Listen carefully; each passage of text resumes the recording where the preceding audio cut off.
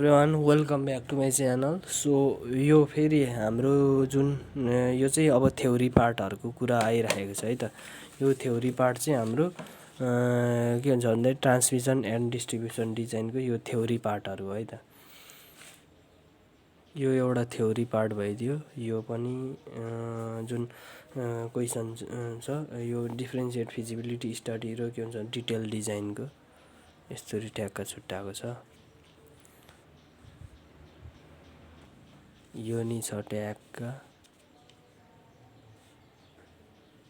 यो चाहिँ के को रहेछ भन्दाखेरि जस्तै टोपोग्राफी र क्लाइमेट कन्डिसन ट्रान्समिसन डिजाइनको यो नि छ ट्याक्क। यो हो राइट वे अफ द के भन्छ construction and transmission line in the के भन्छ भन्दाखेरि what the major topographical feature and climate कन्डिसनको डिजाइन। यो नि छ यो न्युमेरिकल यो हो के अरे जुन न्युमेरिकलहरू यो पनि छ त्यो थ्योरी हो। यो भनेको चाहिँ के हुन्छ भन्दाखेरि जुन के हुन्छ भने list some factor to be consider for transmission line design प्लानिङको भइदियो यो सबै।